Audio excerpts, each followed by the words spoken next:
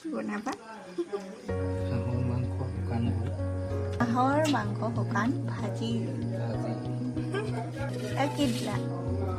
আদা নহৰু জলকীয়া চব একেলগে খুন্দনা কাটি দি দিয়া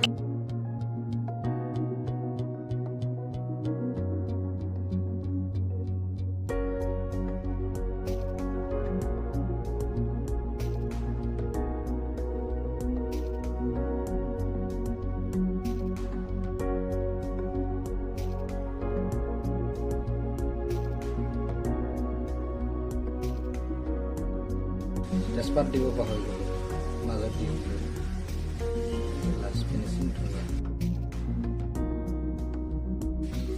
টেষ্ট কৰা কেনেকুৱা আছে